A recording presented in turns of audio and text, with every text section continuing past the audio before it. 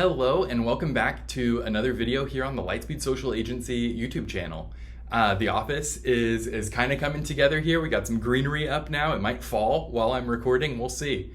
So what I want to talk to you today is something that is very fast approaching that you need to handle in your lawn care landscaping business. This is why you must market your fall cleanups and how to do it right. We are gonna have a full-length write-up of how to do this on our website. So there will be a link to the blog in the description here that will help you, kind of like have all of the nuts and bolts details to get you there. But I wanna kind of talk to you about why you have to do this and just a top-level executive summary of how to do it right. The first thing to know is that fall cleanups, you probably already know this, they are the perfect upsell for right when your normal routine maintenance and some of your outdoor projects are starting to wane. They are pretty easy to teach guys how to do. Even when you're doing it in a way that uses equipment, it's not super complicated. You can get guys on it really quickly, and they are extremely profitable. It is such a pain point that you're resolving for the customer. You can leverage a fall cleanup into other services. So it's an upsell that leads to a couple more upsells. You've got your aeration jobs, your pre-emergent that needs to go down, fertilization services. So you can target your existing clients with the upsell. You can also get in front of neighbors, right? So this is a great opportunity to practice some of what we preach here with route density, where you can have back-to-back-to-back cleanings. This is an excellent opportunity to 9-around. Have your guys go and knock on the surrounding neighbors' doors. Hey, we're cleaning up your neighbor's lawn. We're the normal lawn guys that are out here every week, and we wanted to see if you were interested in a cleanup. Assuming the properties are about the same size, it's just charging the same amount. You can instantly increase the profitability of that route by adding this other job on. We have talked about why you want to do this. So quickly here, how you do this is, number one, you need to have the right copy in whatever way that you're going to be selling this. So this is going to be some emails. This is going to be maybe some Facebook ads targeting your neighborhoods and your customer list. Never forget that you can do that. You can upload your customer list into Facebook and then be able to target just your customers with ads as long as you have a list over 100 people. So the big thing to think about with the copy and all of these channels is that you have to focus on the results that your customers want, right? We can't think about it in terms of just the facts of what we're doing, right? You don't want a bullet point list of, we'll rake every leaf. What you want is to think about all of the work that you're taking off their plate. You want to say things like, sit back and let us do the work. You want to think about next season and tell them that this is going to help their lawn be healthier next season. Letting the leaves sit there all of fall and then into the winter to rot and kill the turf is really bad for the lawn.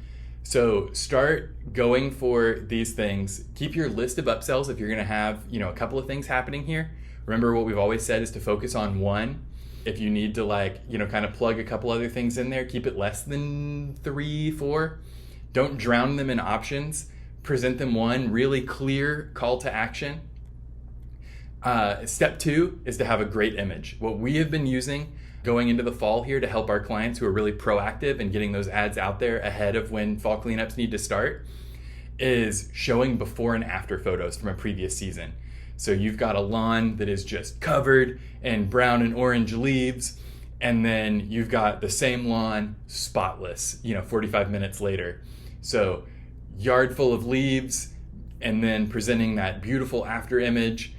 You can show, if you don't have good before and afters from last year, you can do rakes and leaves or rakes and big black trash bags that people affiliate with raking up all the leaves.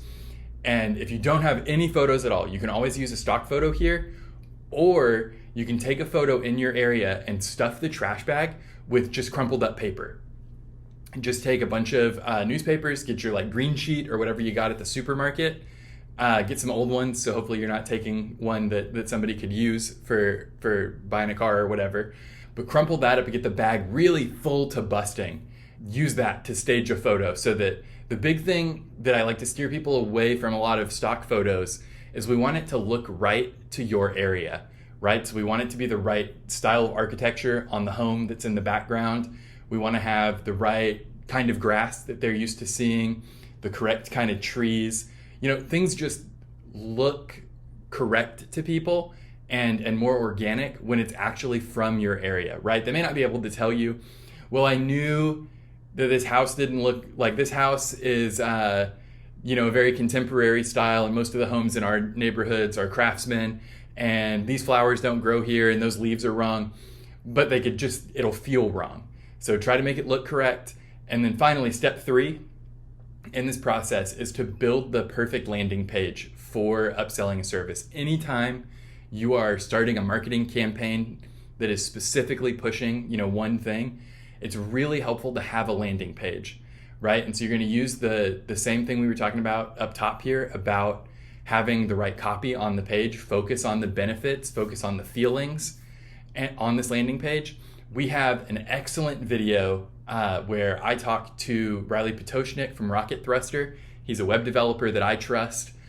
We kind of talked through what the perfect landing page should look like from the marketing side, like from the creative side, my side, and from his side, the technical side of how it should work. Big things that you should remember from that video are a killer headline up top that's benefit heavy, the form in an obvious spot above the fold where no one's going to have to scroll to get to it. Use copy and images here that tie into what you had in the ad so that things kind of match together. It's really good to have things kind of look cohesive.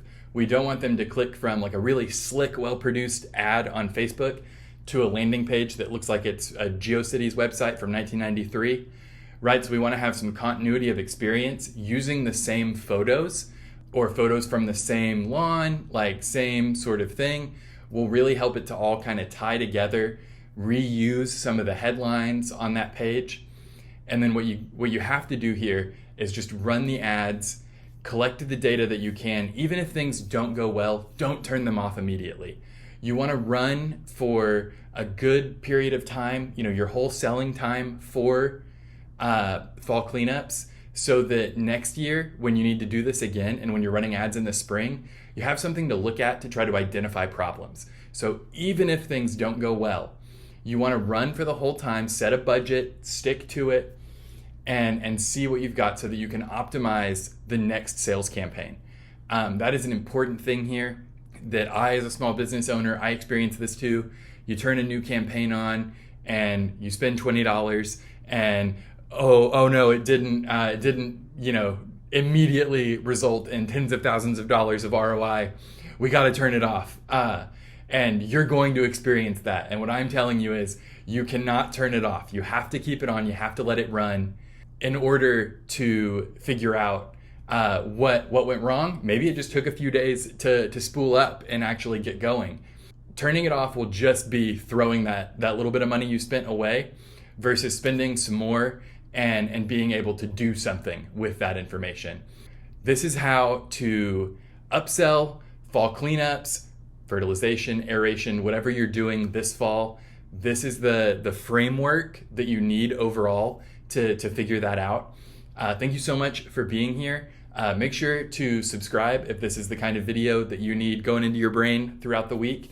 We are also launching the Lightspeed Social Agency podcast. There should be an episode live now.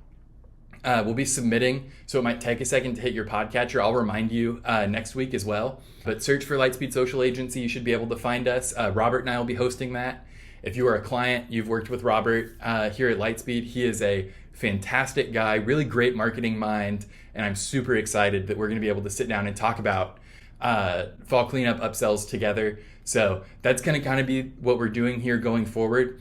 It's kind of this cohesive idea of what we're talking about for the week to bring it to you multiple times, keep it at the forefront of your mind so that hopefully, I know myself in particular, when I'm learning something, I really like to immerse myself in it.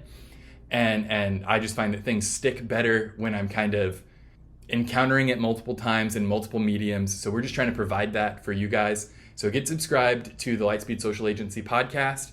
There should be a link down in the description to a couple places you can find it. Make sure to subscribe to the YouTube channel, click the bell, and the full blog is up on the website right now. You can go through and read that. It'll have links to the other videos I talked about, all of that good stuff. So let us know if you need any help at all with your fall campaigns. It is not too late to onboard with us and get those fall campaigns off the ground. Just give us, hit the website up, submit a form, and I'd be happy to talk to you personally about how we can grow your business this fall. All right, I'll see you next week.